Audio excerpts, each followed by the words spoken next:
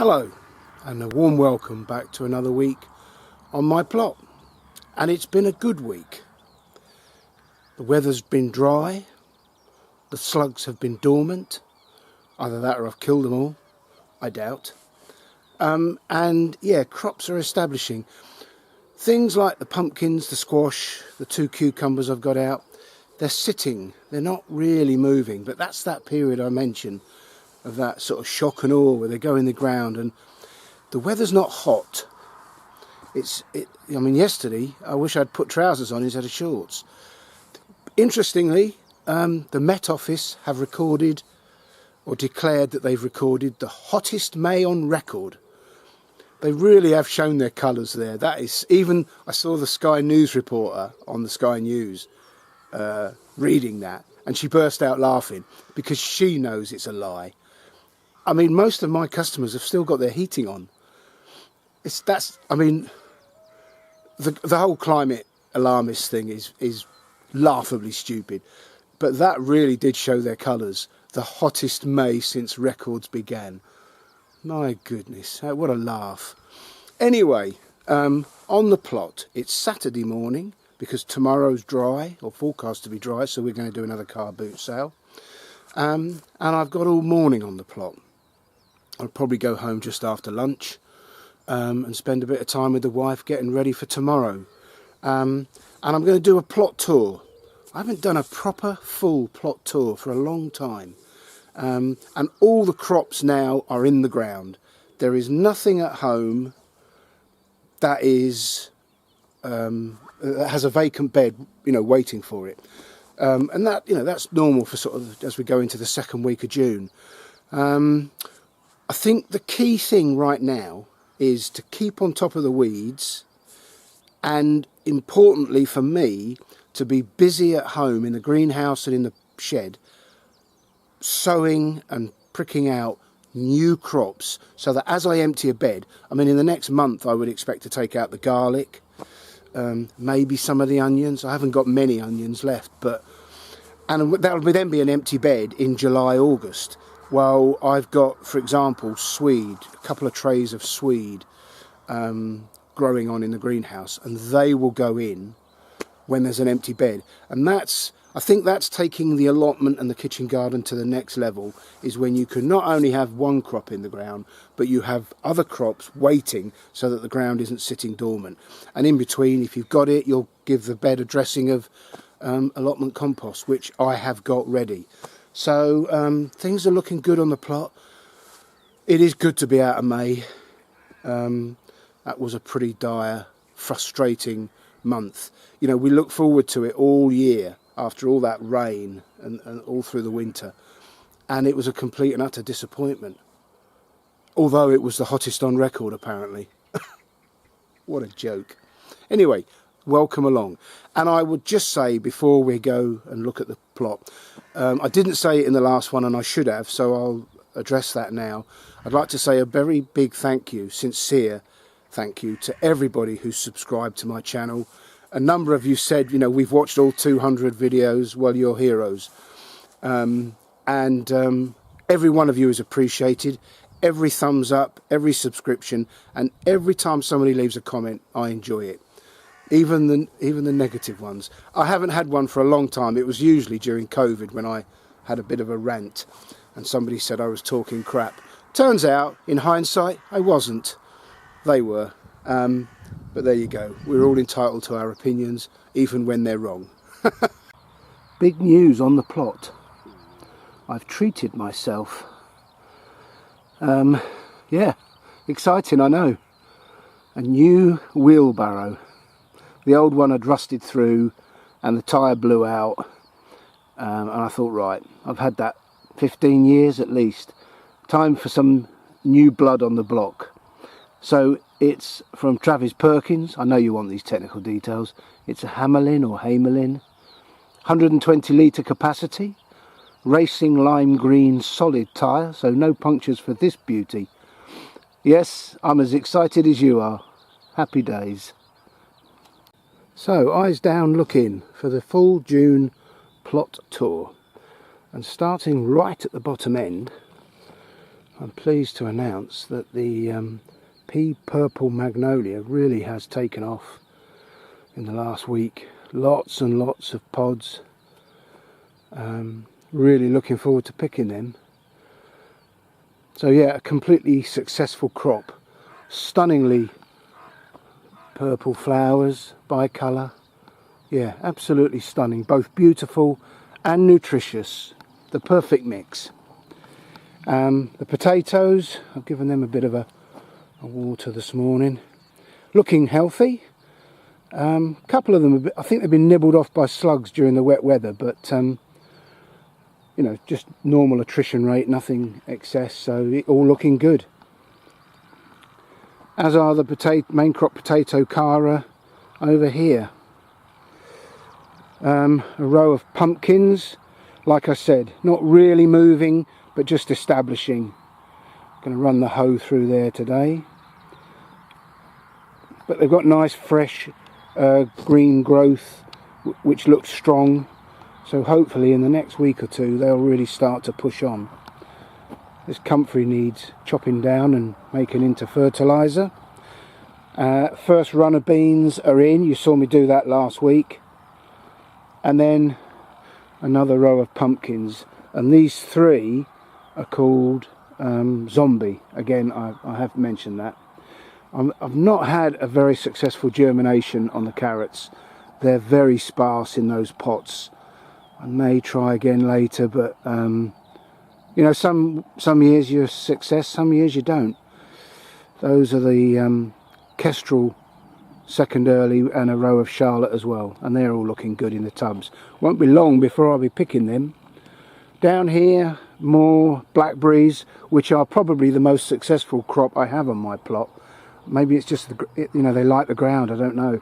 And one of the cuttings I took from the raspberry plant, which is now virtually finished, is in here, and I've actually had some pickings, which is nice. So not all is lost on the raspberry front. Talking of cuttings, black currant, obviously a gooseberry, and then another raspberry, blackberry in the background. The remains of the tray of runner beans, I've got to find somewhere to put those. I've already started harvesting the fertiliser, comfrey fertiliser.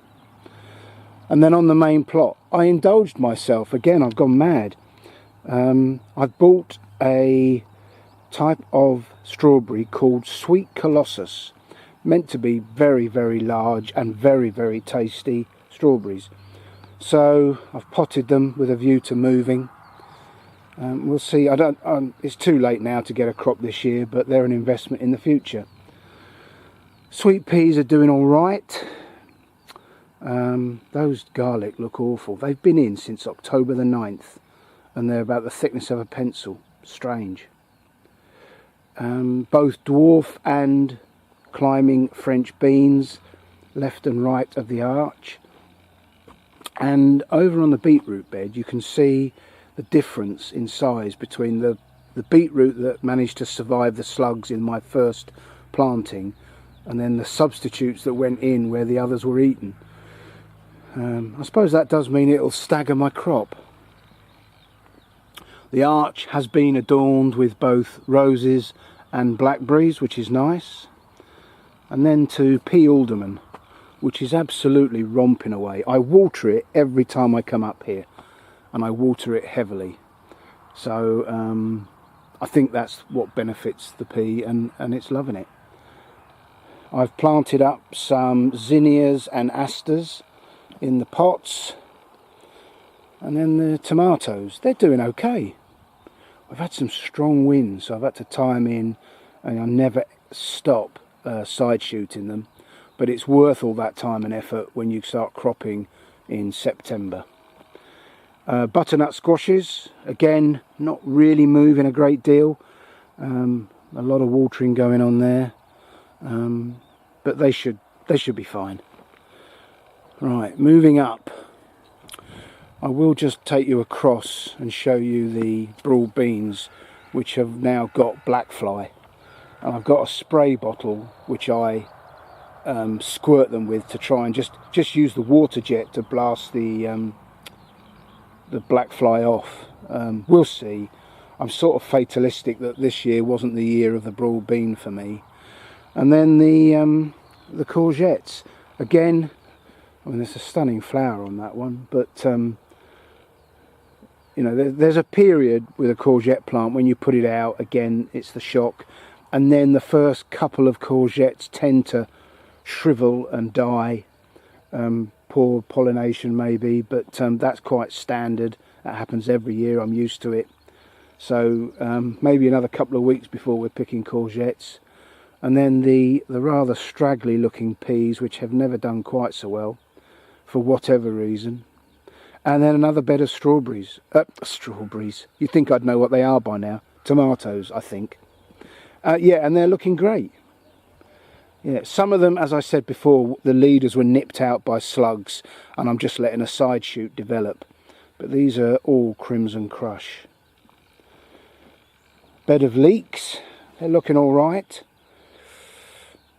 More pumpkins that were my spares that I'd never needed in the end.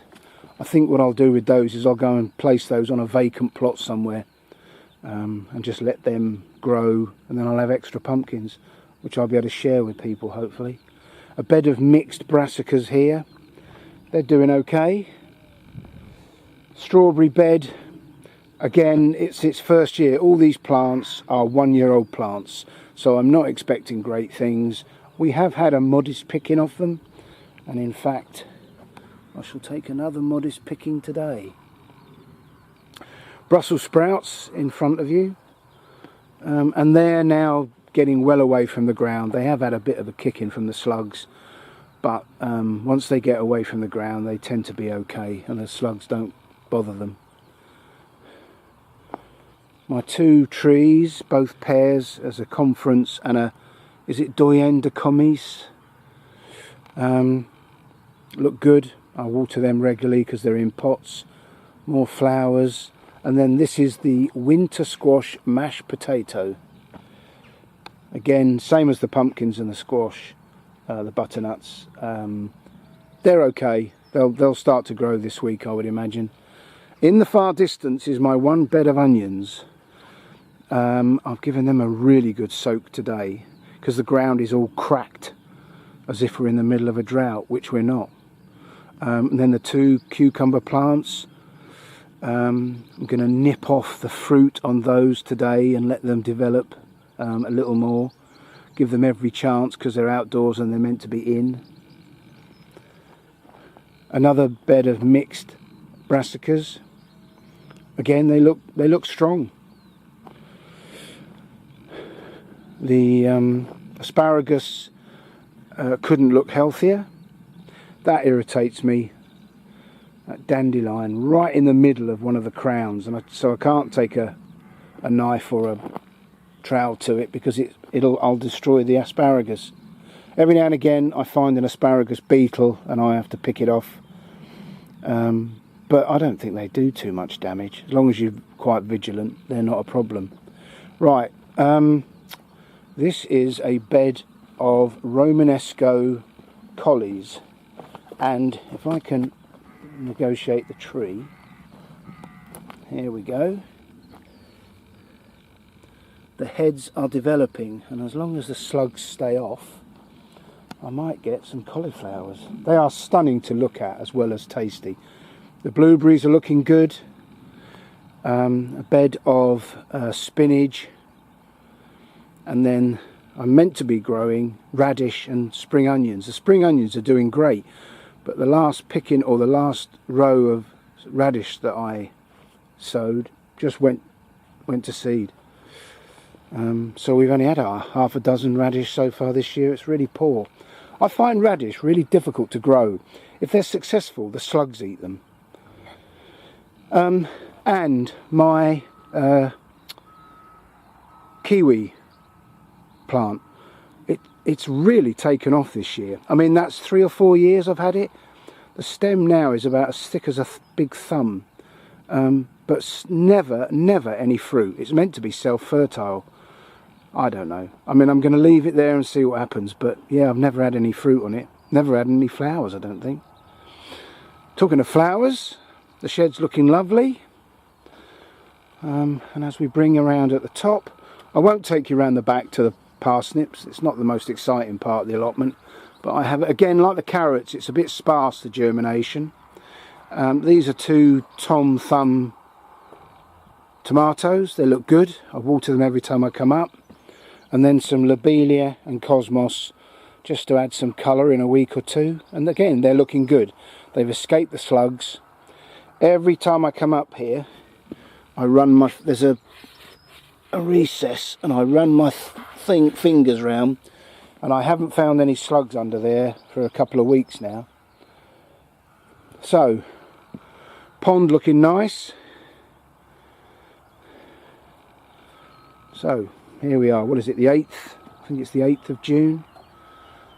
And I'm very, very happy with the way the plot is looking and coming on. I didn't mention the celery. So all the stuff that I couldn't get in the greenhouse is up here on the plot, and I keep those saucers full of water all the time. And the last crop really is the blackcurrants. And the blackcurrants are bomb-proof. Every year they perform, and they're doing the same now. It won't be long before Cheryl has to come up on a regular basis and pick our crop for jam and smoothies. So, there we go. Plot tour over. Couple of little add-ons to the tour. This dahlia, I don't know what the variety is, but it is absolutely stunning in a pot. And all I did over the winter is I just cut it to the ground, well, cut it to the bottom, and put that saucer over the top of it and put a rock on it. Took it off in April and up it came, looking fantastic. I might cut those flowers off and take them home for the wife. Brownie points, can't miss that opportunity. I showed you this dahlia that I left in the ground last week, and it's just coming on a treat. Again, the slugs have done their worst. It's up now, it'll get away, and things are looking good. I'm really pleased that came back. I was worried for a while. And keeping the flower theme, this rose, again, I don't know the variety. One of my customers said throw it in the compost, and I thought, oh whoa, that's coming with me. Absolutely stunning. Here's an example of what I mean about keeping crops going so that you've got replacements. On the left is dwarf French bean, the Prince. On the right, climbing French bean, the Cobra, or Cobra. Interesting how the climbing beans always germinate much quicker than the dwarf, but they're in reserve for when I have an empty bed. There's one of life's lessons that I learnt, unfortunately, a bit late in life.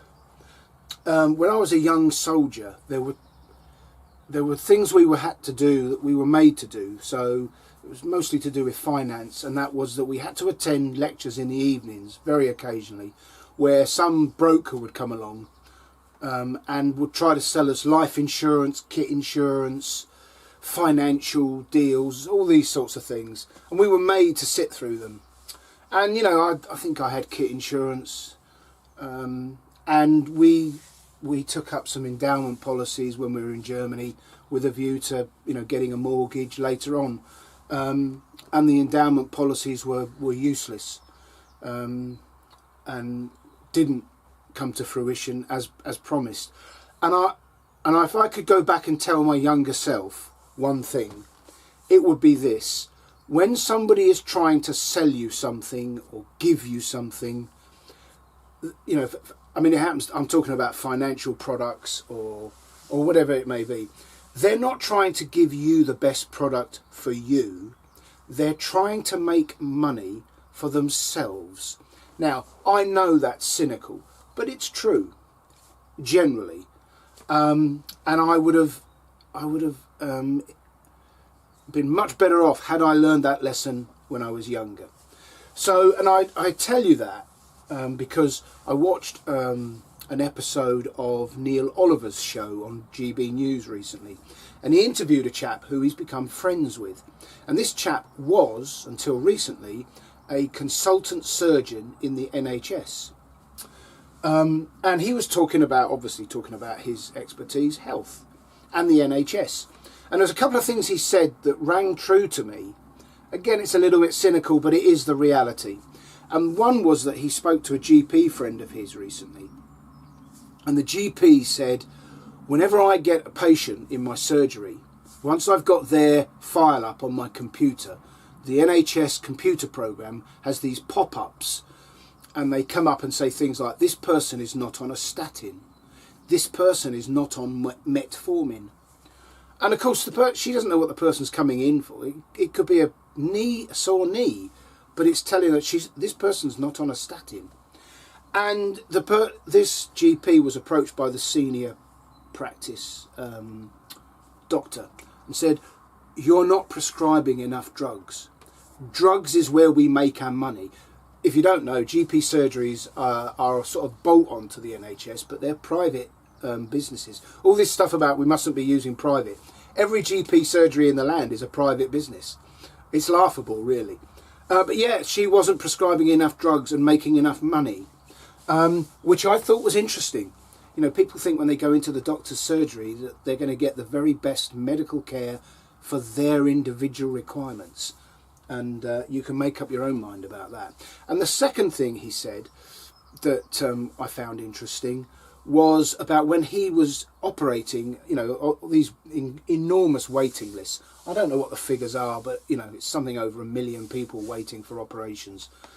And, of course, they all keep talking about getting these waiting lists down. And he said, let me tell you, the anaesthetists in the NHS are really poorly trained. His words, not mine. They're really poor. And I'm paid by the hour as a surgeon, and I'm paid a lot of money.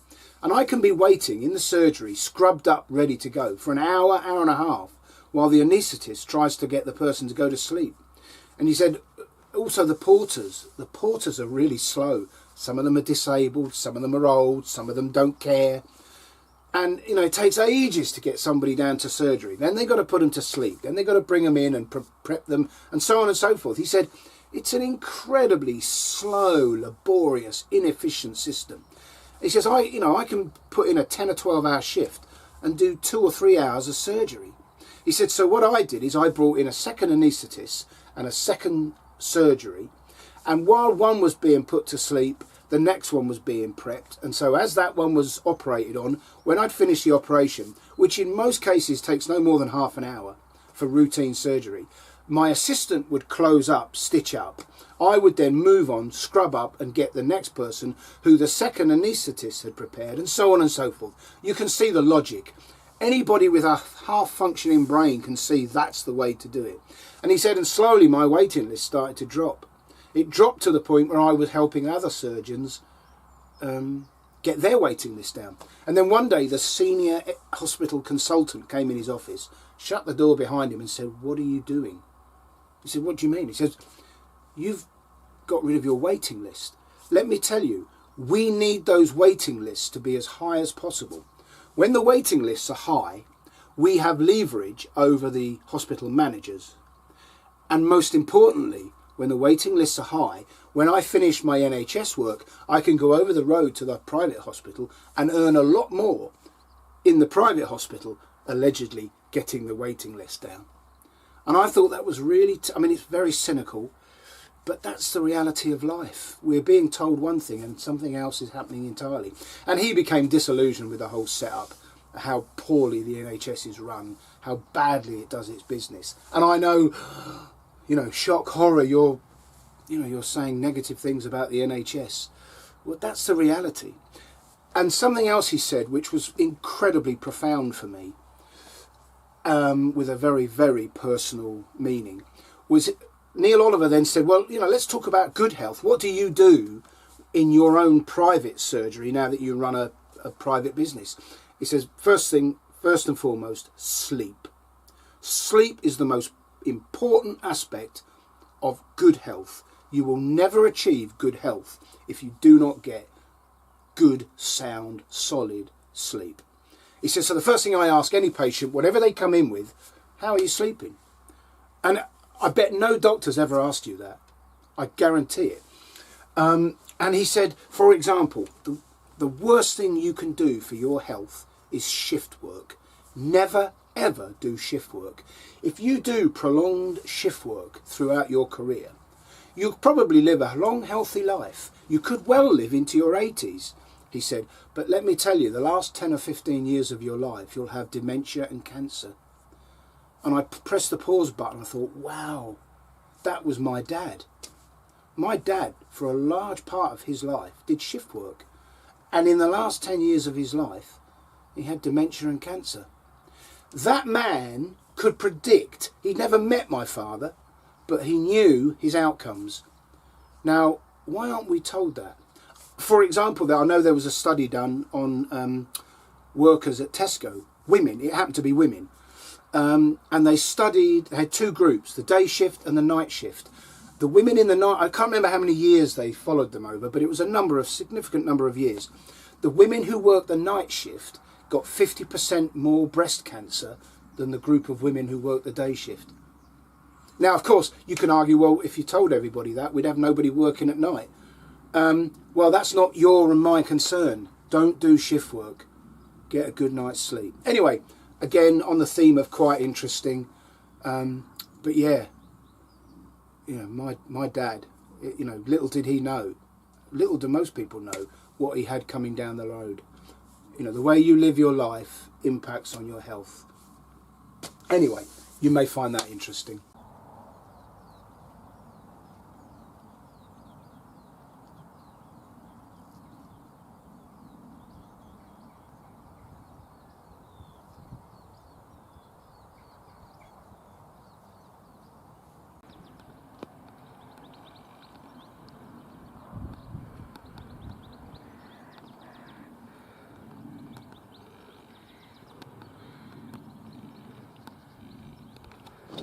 Right, it's lunchtime and I'm going home. Spend a bit of time sorting out for the car boot sale tomorrow. Got to get a lot of stuff out the loft. Yeah, I've had a good morning. It was nice to see John on the plot, have a few chats. And right now the plot is at its best. I'm pleased to say the slugs have ceased their work. It may be temporary while the weather's dry and the ground is dry. But, I'll take it. So, everything's looking good. I've done a lot of weeding, hoeing, a little bit of watering of the thirsty plants, everything in pots. And I would say this is my 8th summer. And I am as thrilled with this plot today as I was when I got it 8 years ago. I absolutely love it. Some interests and hobbies wane, but I absolutely love it. And I'm taking some strawberries home today. We're just getting into that harvesting bit. We're not far off. So I'm not sure when I'll post. With the car boot sales, and we've got a few commitments with babysitting and so on over the next few weeks, I will post every weekend I can, but if I'm not there, then I'm busy. So enjoy your gardens and your allotments if you have one. And I will see you at the next available opportunity. Until then, look after yourselves, take care, bye for now.